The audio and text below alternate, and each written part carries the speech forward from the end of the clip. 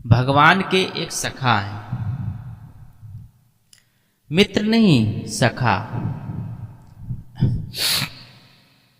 यदा कदा मिलती या काम पड़ने पर जो मिले उसको मित्र कहते हैं, लेकिन जो संग खावे, संग रहे, संग सोवे, संग सब लीला करे, उसको मित्र, उसको सखा कहते हैं। मित्र और सखा में अंतर। आजकल दुनिया में आपके मित्र बनते, सखा नहीं बनते। मित्र,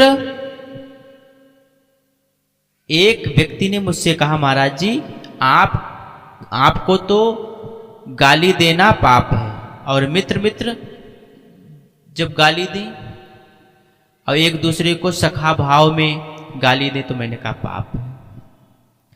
अब शब्द का कहीं भी प्रयोग हो वो पाप जन्य ही माना जाता। ऐसे अब शब्द मत बोलो। हमारे ठाकुर जी कैसे गाली दें, ए सुदामादारी के मधुमंगल, ऐसे गाली दें, ऐसे गाली दें, ऐसे थोड़ी बहुत तो नोक झोंक चले, लेकिन गालियां नहीं होनी चाहिए। सखा,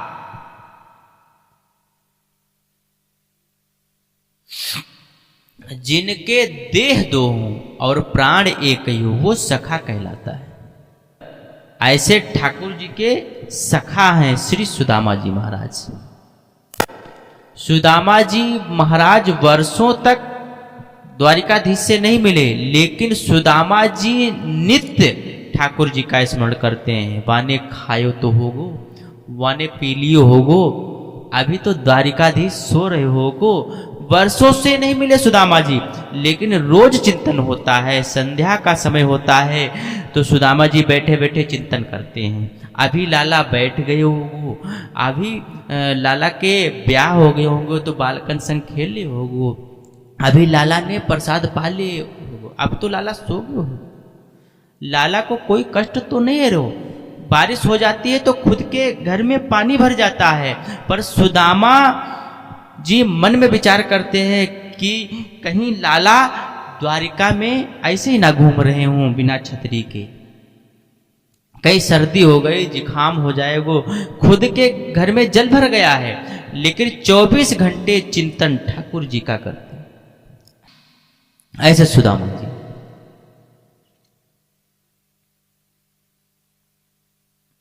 ऐसा नहीं है बंधुओं, ये प्रेम हम लोगों के अंदर नहीं है, पर हमारा प्रेम अपने संसार के लोगों से होता है, उन लोगों से जो मिथ्या है, जो प्रेम करना जानते नहीं। ध्यान देना, क्या मां नहीं करती अपने पुत्र से?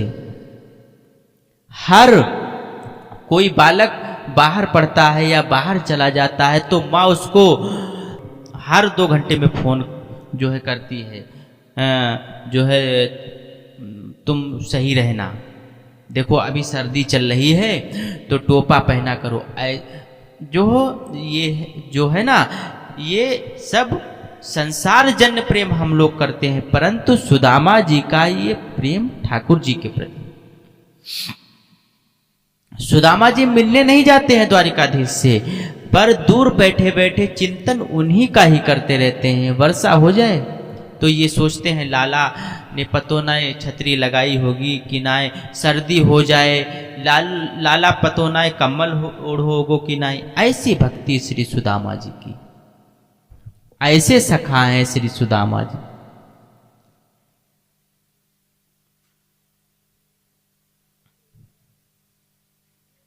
सुदामा जी महाराज बड़े दीन हैं, घर में धन नहीं है,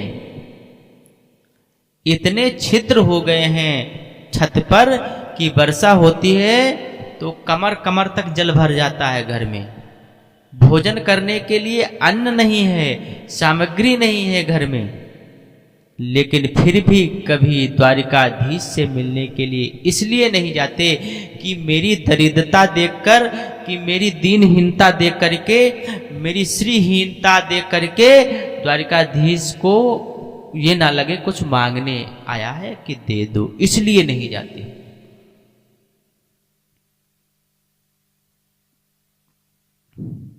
व्यक्ति का स्वभाव होता है, बड़े लोगों से जैसे उसके संबंध बन जाते हैं ना, सब जगह प्रचार करता है कि ये मेरे संबंधी।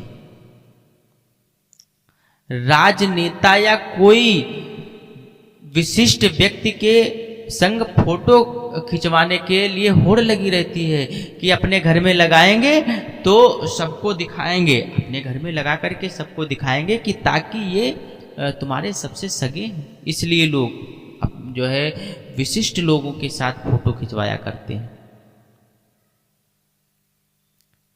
पर सुदामा जी कभी अपनी पत्नी को भी नहीं बताते कि द्वारिकाधीश मेरे मित्र, मेरे सखा हैं। प्रेम को बंधुओं जितना गोपनीय रखोगे, प्रेम उतना बढ़ेगा, और धन को जितना गोपनीय रखोगे उतना घटेगा। इसलिए धन को प्रवाहित करो और प्रेम को जितना हो सके छुपाओ। और सबसे बड़ी बात यह है, संसार के प्रेम को प्रकट करो, कोई आपत्ति नहीं, लेकिन कोई आपका जो कोई ठाकुर जी से प्रीत है, प्रेम है, उसको प्रकट मत करो।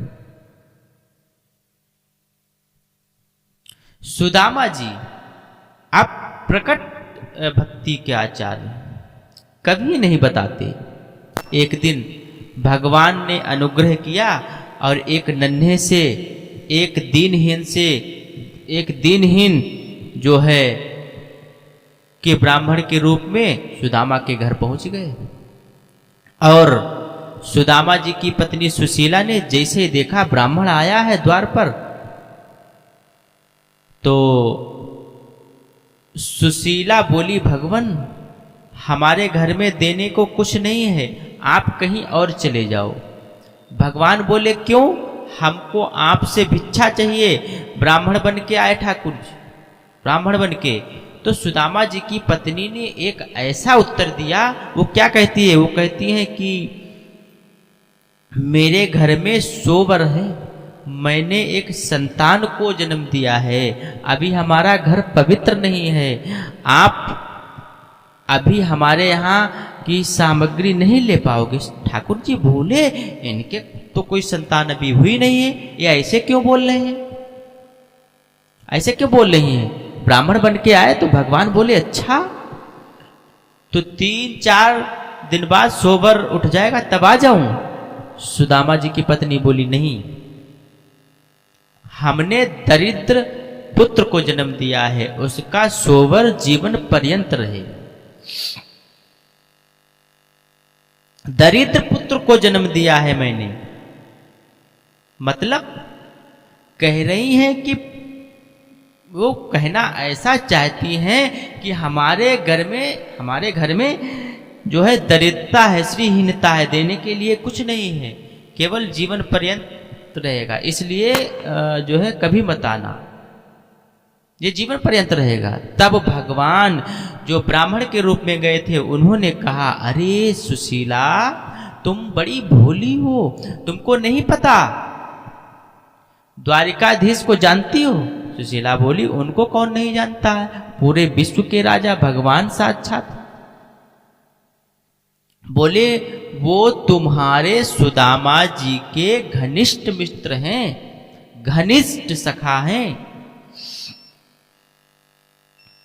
इतने घनिष्ठ सखा हैं और तुमको विश्वास नहीं होता तो अपने पति के सामने जाकर के केवल द्वारिकाधीश का नाम ले देना, देख लेना, उनके चेहरे का हाव भाव ही बता देगा। उन्होंने तुमसे छुपाया है आज तक, द्वारिकाधीश उनके सखा हैं। कभी अपने पति को भेजो द्वारिकाधीश के पास, द्वारिकाधीश कृपा करेंगे, पूरे विश्व पर कृपा करते हैं, तुम्हारे घर पर नहीं करेंगे। ये योजना भगवान ने ही बनाई थी। सुशीला के मन में कोई बात नहीं थी, भगवान ही ब्राह्मण बनकर के सुदामा के घर आए और भगवान ब्राह्मण बन के सुदामा के घर आए और सुशीला को ये सब बातें बताई। सुशीला बोली अच्छा। ब्राह्मण तो चले गए, सुशीला अंदर बैठी थी। सुदामा जी महाराज नाम जप कर रहे थे। सुशीला ने कहा सुनिए पतिदेव, एक जरूरी बात करनी है। सुदामा जी इशारा करने लगे, अभी दान जप चल रहा है, थोड़ी देर रुक जा। बोले आप थोड़ी देर बाद नाम जप कर लेना, लेकिन मेरी बात सुन लीजिए। सुदामा जी नाम जप करने लगे। अचानक सुशीला ने कहा मुझे आपके और द्वारिकाधीश के सख्य के बारे में पता चल गया है। ये बात कहते ही सुदामा जी के हास्य माला अपने आप छूट गई, नेत्रों से आंसू गिर गए। ब्राह्मण ने कहा था सुदामा जी का मुख ही बता देगा, उन्होंने ये बात छिपाई है आपसे। सुशीला ने जब नेत्र में आंसू देखे और सुदामा जी की स्थिति देखी, वो समझ गई कि ब्राह्मण सत्य कह करके गया। भगवान आप क्यों ऐसा कर रहे हैं? द्वारिकाधीश आपके सखा हैं, वो पूरे विश्व का भरण पोषण करते हैं। आपने कभी मुझे नहीं बताया, कभी उनके पास नहीं गए, आज तक मुझे लेकर के नहीं गए, क्यों? आपको अच्छा लगता है, बच्चे भूखे सोते हैं, हमारे घर में 4-4 दिन तक भोजन नहीं बनता।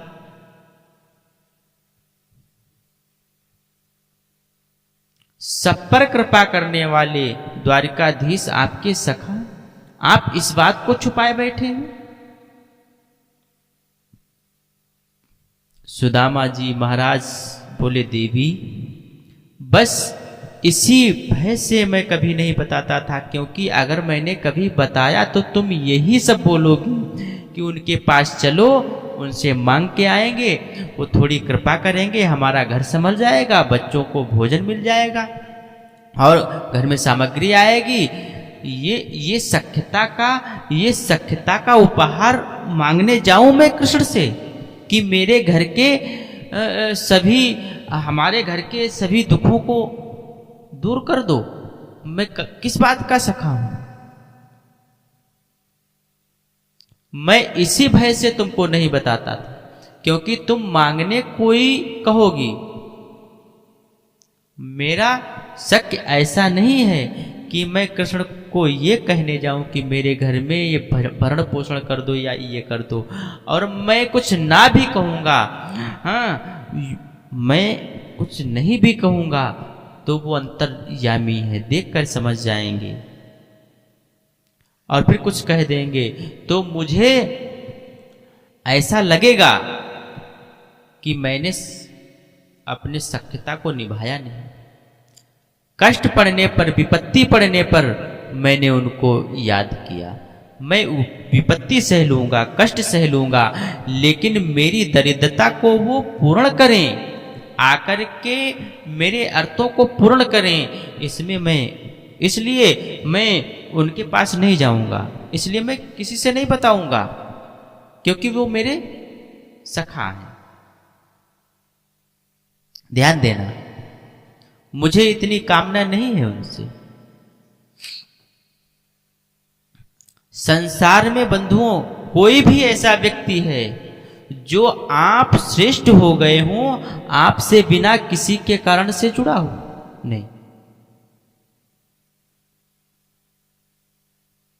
सबका जो कोई ना कोई कारण होता है।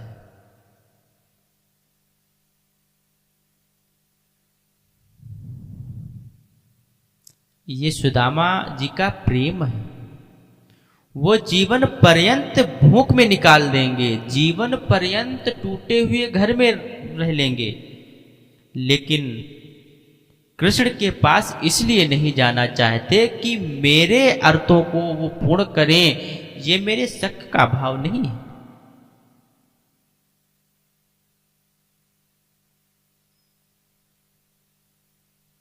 आज द्वारिकाधीश सोने की नगरी में रहते हैं। द्वारिकाधीश के बच्चे यदि 56 भोग पाते हैं तो ये सुदामा जी की देन है द्वारिकाधीश में।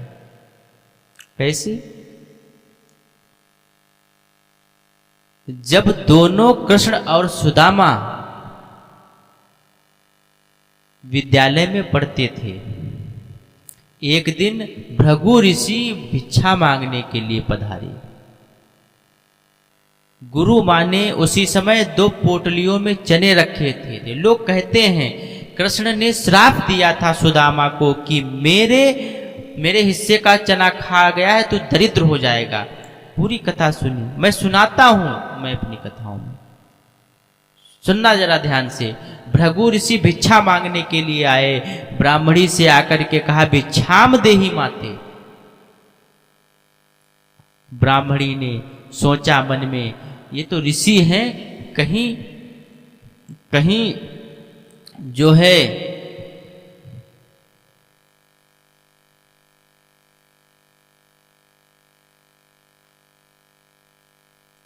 ब्राह्मणी ने सोचा मन में ये तो ऋषि हैं, कहीं और भी भिक्षा मिल जाएगी तो चल जाएगा। अब विद्यालय में इतनी सामग्री नहीं है, 2 पोटलियां चने किए हैं, वो भी कृष्ण सुदामा के लिए हैं, वो भी इनको दे दूंगा। तो बच्चे बेचारे वन में क्या खाएंगे? पुष्प तोड़ने के लिए वन में जा रहे हैं। और गुरु मानी निवेदन कर दिया, भगवान आप फिर कभी आ जाना, अभी तो मेरे पास देने के लिए कुछ नहीं है। भृगु ऋषि थोड़ी दूर गए और जाकर के नेत्र बंद करके देखा इतने बड़े गुरुकुल में हमको देने के लिए भिक्षा नहीं है। तभी उनको दिव्य दृष्टि से देखा तो 2 पोटली चने की रखी हैं, जो कि कुछ बालकों के लिए मां ने लोभवश बचा के रखी है। बच्चों के लिए लोभवश श्राप दे दिया भृगु ऋषि ने। मां, जिन बालकों के लोभ में आकर के तुमने, मोह में आकर के मुझे भिक्षा देने के लिए मना किया है ना, मैं श्राप देता हूं, इन चनों को वो बालक खाएंगे, इन चनों को खाते ही वो श्रीहीन हो जाएंगे, लक्ष्मी चली जाएगी उनके घर से।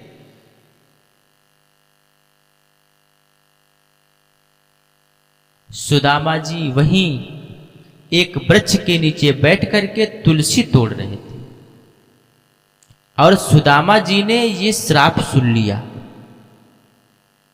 कि भृगु ऋषि ने श्राप दिया है, उन चनों को जो पाएगा वो श्रीहीन हो जाए। दौड़ करके आए, कहाँ है, किसके लिए चने? तभी जैसे ही सुदामा जी आए दौड़ते हुए, हाँफते हुए, तुरंत मां ने आकर के, सुदामा मैं तुझे ही ढूंढ रही थी, ले ये चने की पोटली है और ये एक तेरी एक कन्हैया की है और उसको खिला देना, और मैंने उसको भी बता दिया है तुम दोनों वन में जा रहे हो लकड़ी तोड़ने के लिए, आज सब सामग्री लेने, प्रेम से पा लेना। इतने में ठाकुर जी भी आ गए। हाँ सुदामा जी आप धन्य हो, प्रेम से पाएंगे वन में। अब सुदामा जी कुछ कहते तो मनु विचार करते कि यदि मैंने बचा दिया तो पोटलियां ये फिकवा दी जाएंगी, और ये फिकवा दी जाएंगी, ये अंकुरित हो जाएंगी, और जब अंकुरित हो जाएंगी तो ये कोई और खाएगा तो वो श्रीहीन हो जाएगा। और कृष्ण के पक्ष के भी चने इसमें। सुदामा जी ने मन में विचार किया, आज अपने सखा को सख्यता का उपहार देने का दिन आया है। और वन में जैसे ही सुदामा जी और कृष्ण जी गए, एक ऊंचे वृक्ष की डाल देख करके सुदामा जी समझ गए, और कन्हैया बोले, कन्हैया वृक्ष पे चढ़ने में बहुत ढीला है, देरी में वृक्ष पे चढ़ पाता है। सुदामा जी बड़े निपुण हैं। एक ऊंचे वृक्ष को देखकर सुदामा जी दौड़ करके उसके ऊपर चढ़ गए, जाकर के डाल पर बैठ गए ठाकुर जी धीरे धीरे चढ़ रहे थे नीचे से। इतने में जो है सुदामा जी ने पोटलियां खोली और लेकर के धीरे धीरे चने भरने लगे मुख के अंदर। ठाकुर जी ने चढ़ते चढ़ते देखा, ए सुदामा अकेले खा रहे हो, एक पोटली मेरी है, वो ढल लियो बचा के, मैं आ रहा हूं ऊपर, बहुत तेज भूख लगी है, मैं भी पाऊंगा। सुदामा जी मन में विचार करने लगे, लाला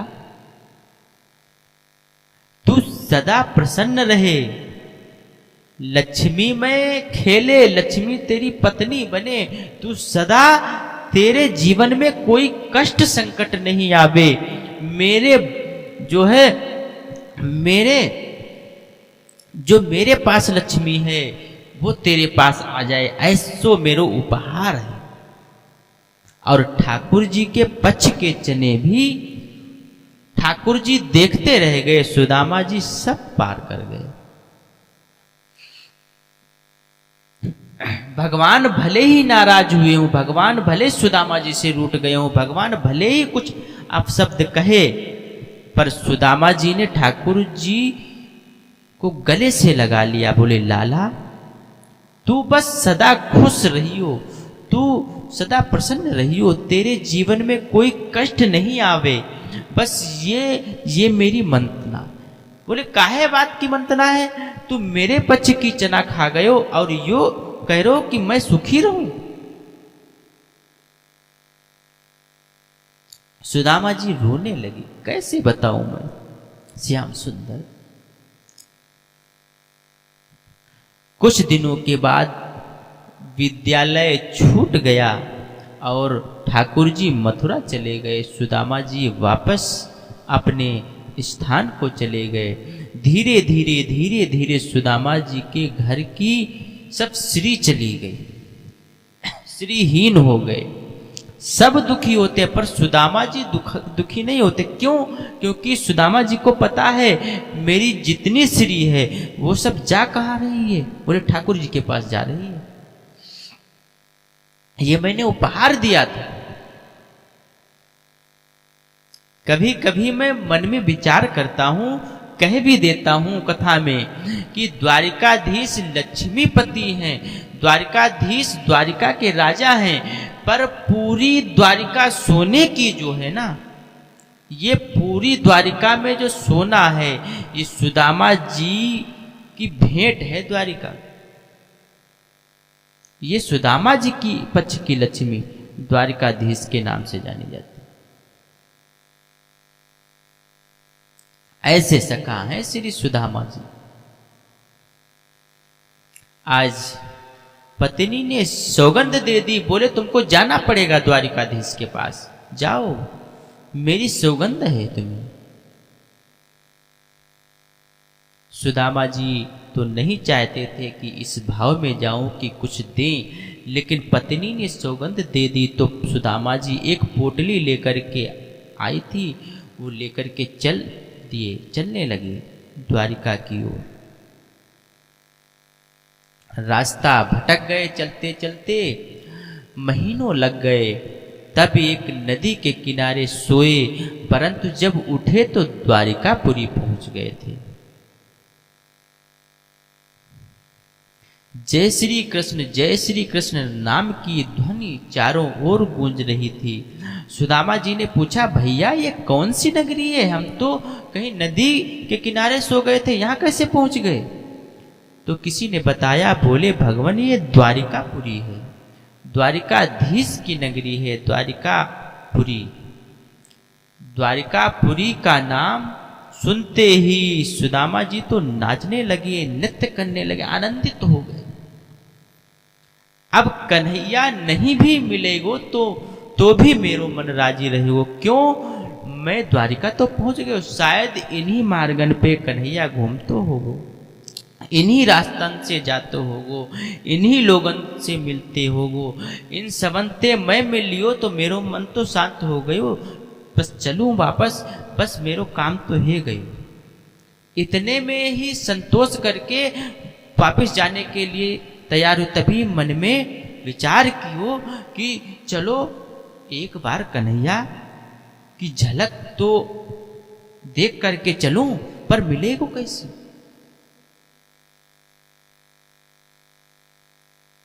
सुदामा जी मुख्य द्वार पर पहुंचे और द्वार पर जाकर के द्वारपालों से कहा कि भैया हम द्वारिकाधीश के दर्शन करने आए हैं, पर हमें पता है कि बहुत व्यस्तता होगी, बहुत लोग उनके दर्शन को आते हैं। आप एक काम कर दो, बस इतनी बड़ी द्वारिका के ये महल हैं, कोई अटारी ऐसी हो, कोई खिड़की ऐसी हो, कोई झरोखो ऐसी हो जहां से कन्हैया दिख जाए, मैं वहीं से देख करके चले जाऊं वापस। मैं बचपन को सखा हूं द्वारिकाधीश को, मेरो नाम सुदामा है। आप ये योजना बनाए। तो द्वारपाल बोले आप यहां विराजो, मैं अभी देख करके आती हूं। और द्वारपालों ने जाकर के द्वारिकाधीश को बताया, द्वार पर एक दीनहीन सा ब्राह्मण आया है, उसके एक एक हड्डी गिनी जा सकती है, तन के वस्त्र फटे हुए, पैरों में छाले पड़े हैं, लगता है बहुत दूर से चल के आया है, पर उसके मस्तक का तेज बताता है त्रिकाल संध्या करता होगा ब्राह्मण, पर स्थिति बताती है कि ज्यादा धनवान नहीं है। अपने आप को आपका बचपन का मित्र बता रहा, और उसने अपना नाम सुदामा बताया है। ठाकुर जी भोजन कर रहे थे और कवर जो है, कौर जो होता है ना, तोड़ करके मुख की ओर ले जा रहे थे। और तभी उसी समय सैनिकों ने कहा नाम सुदामा बताया है। ठाकुर जी वहीं रुक गए, नेत्र बंद हो गए, संपूर्ण लीला ठाकुर जी को दिख गई। सुदामा जी का चिंतन होने लगा। भगवान बोले सुदामा जी आए? बोले जी, मेरे बचपन के सखा सुदामा आए हैं। बोले हाँ महाराज, जो मेरे साथ विद्यालय में पढ़ते थे वही सुदामा जी। अब वहां खड़े लोगों को क्या पता कि सुदामा जी के साथ क्या लीला। ठाकुर जी सब लीला वही जो मेरे साथ वन में जाया करते थे, गुरुदेव से पढ़ा करते थे, वो सुदामा जी आए। सैनिक जन हाथ जोड़ करके खड़े हैं, क्या बोले, अब उन्हें तो नहीं पता ये सब। ठाकुर जी कह रहे हैं मेरे मित्र सुदामा सखा सुदामा आए हैं और तुम उनको बाहर छोड़ाए, बाहर द्वार पर ही वो खड़े हैं, उनको भीतर नहीं लाए। भगवान प्रसाद पा रहे थे, भगवान आप प्रसाद पा रहे थे, इसलिए मैंने कहा थोड़ी देर बैठो। ठाकुर जी ने ठाली दूर छोड़ी, वही सिंहासन से कूदे ठाकुर जी, मुकुट गिर गया, ठाकुर जी की मालाएं टूट टूट करके गिर रही हैं, ठाकुर जी की करधनी टूट करके गिर रही है, बाजूबंद हाथ के कड़े सब निकलते जा रहे हैं और ठाकुर जी दौड़ रहे हैं मुख्य द्वार की ओर। सेनापति, महामंत्री, 16,100 राजकुमारियां, बड़े बड़े सब राजा जो ठाकुर जी के पीछे दौड़ रहे हैं। भगवान एक बेड़ी, दूसरी बेड़ी, तीसरी बेड़ी पार करते हुए मुख्य द्वार पर जा रहे हैं। नेत्रों से विरल अश्रु की धार बह रही। मेरे सखा सुदामा आए। द्वारिका में हाहाकार मच गया। ऐसा कौन आया है जिसके लिए द्वारिकाधीश भोजन छोड़ के भागे। द्वार पर देखा दीनहीन से पतले दुबले पतले, जगह जगह से वस्त्र फते हैं। सुदामा जी खड़े हैं, पैरों से रक्त निकल रहा है, छाले पड़ गए हैं पैरों में, होंठ सूख गए हैं, जल भी नहीं पिया है 4 दिन से। ठाकुर जी ने जैसे देखा सुदामा को, भगवान तो मानो जैसे टूट गए, दौड़ करके गए और जा करके सुदामा जी को अपने अंक में भर लिया। और एक क्षण के लिए मानो ऐसा लगा कि सुदामा जी भगवान के में रूप में ही विलीन हो गए हों, अपने अंक में भर लिया। सुदामा जी को ठाकुर जी को गले से लगा लिया। सुदामा जी को नेत्र खोल करके थोड़ी शर्म आ रही है। चारों तरफ बड़े बड़े राजघराने के लोग देख रहे हैं और सुदामा की दीनहीन सी अवस्था है और तन भी ऐसा विचित्र है, चलते चलते बहुत पसीना आया है, उसकी गंध भी आ रही है। और ठाकुर जी का ऐसा चिन्मय रूप मधुर सुगंधित चंदन की जो है ऐसे लिपट गए, ठाकुर जी ऐसे लिपट गए, बिल्कुल संकोच नहीं कर रहे हैं।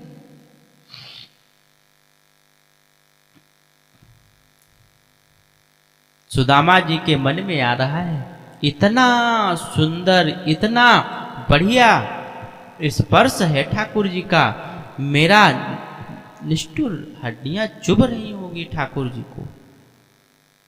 सुदामा जी दूर करते हैं लाल जी को, लाल जी फिर पकड़ करके अपने अंग से लगा लेते हैं। सुदामा जी बार बार ठाकुर जी के हाथों को दूर करते हैं और फिर ठाकुर जी पकड़ करके अपने अंक में ले लेते हैं। इस दृश्य को देख करके पूरी द्वारिका भाव विभोर हो गई, सबके नेत्र सजल हो गए।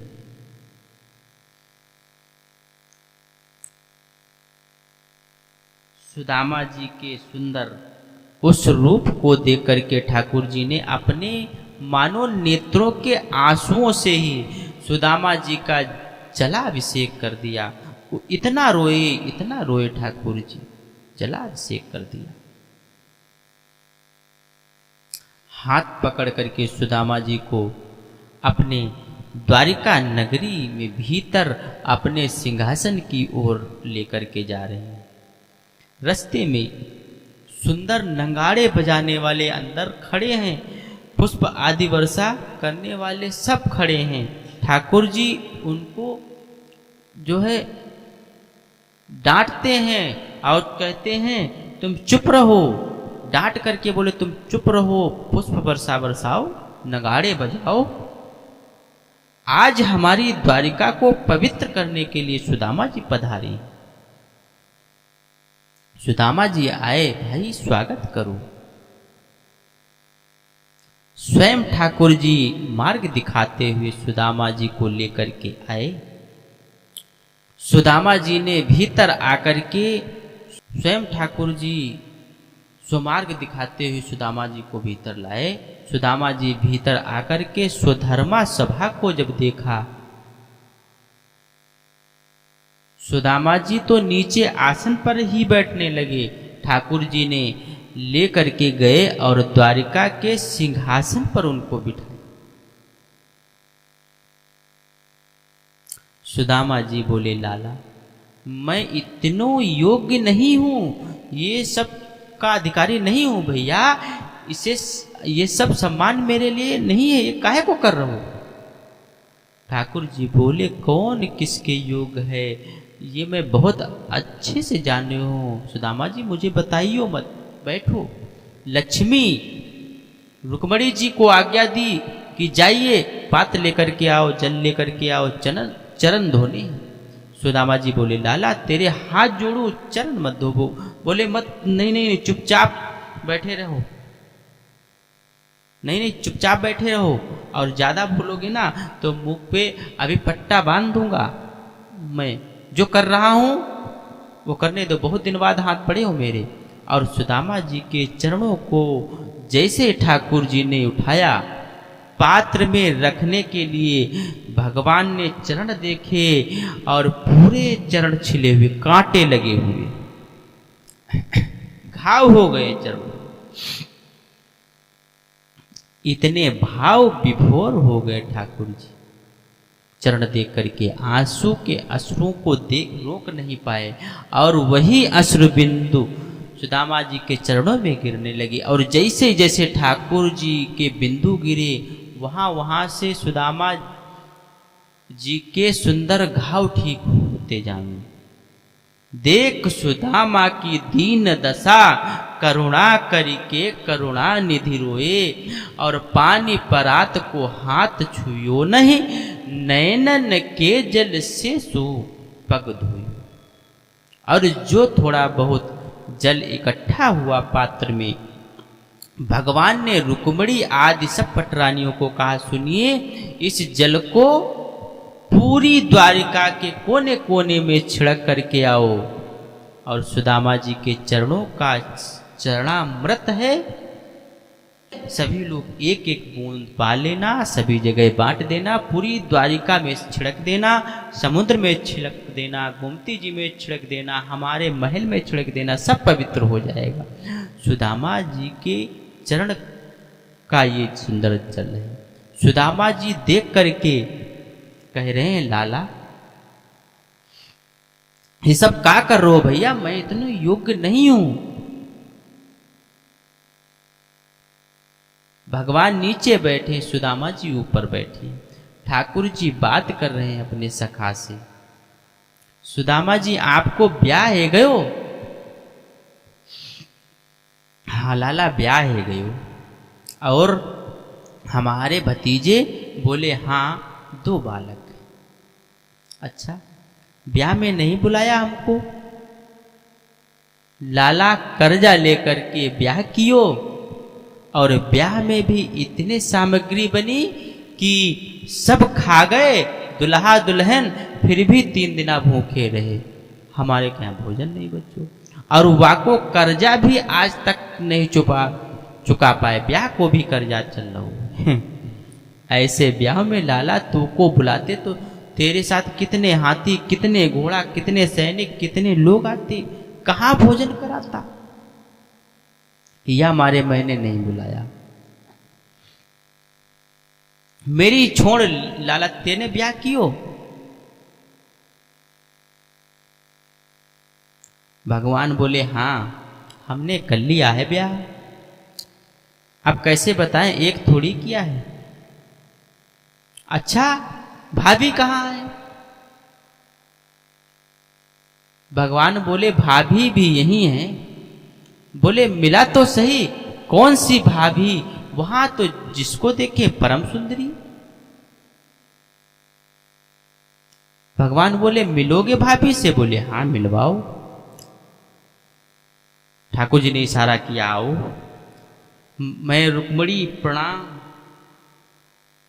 सौभाग्यवती रहो। मैं जामवती प्रणाम, देवी 400 भागवती रहो। मैं सत्यभामा प्रणाम, देवी 400 भागवती रहो। मैं कालंदरी यमुना प्रणाम, देवी भाग्यवती। मैं भद्रा प्रणाम, मैं लक्ष्मणा प्रणाम, मैं मित्रवृंदा प्रणाम। 500 पत्नियां भगवान को प्रणाम कर गई। सुदामा जी बोले लाला कोई तकिया दे दो, हाथ थक गए मेरो, या नीचे धर दो मेरो हाथ, नहीं तो ये थोड़ी देर में गिर जाएगा। ठाकुर जी ने जो है ऐसे ढोक लगा दी कि आशीर्वाद देते रहो। 200-250 और प्रणाम कर गई। भगवान खड़े खड़े देख रहे। सुदामा जी धीरे से भगवान को देखा। भगवान बोले क्या हुआ, कितनी और हैं अभी? बोले 16,108। ये सब अपनी है लाला? भगवान बोले तो और क्या पड़ोस की है, सब अपनी हैं? बोले वाह भैया लाला तेरो प्रणाम करूं, इतने सारे ब्याह किए तेने। अरे एक आध में तो हमें बुला ले तो भोजन पे हम आ जाते। लाला मैं तो थक गयो, अभी कितनी है गई? बोले अभी 600 भई हैं, अभी 16,108, अभी 1000 भी नहीं हुई है। लाला एक काम करे वो, बोले बता। पत्नी तेरी 16,108 हैं, लेकिन पति तो तू ही है ना। बोले एक काम कर, तू मुझको प्रणाम कर, तो को मैं आशीर्वाद दे दूं, सबको एक ही बार में आशीर्वाद हो जाए। और 16,108 पत्नियों के सामने जगत नियंता जगताधार त्रिलोकनाथ जगन्नाथ द्वारिकाधीश दंडवत प्रणाम कर रहे हैं और सुदामा जी दोनों भुजाओं से आशीर्वाद दे रहे हैं, दोनों हाथों से आशीर्वाद दे रहे हैं। सबके नेत्र सजल हो गए। ये दृश्य देख करके सुदामा जी ने हृदय से लगा लिया ठाकुर जी को।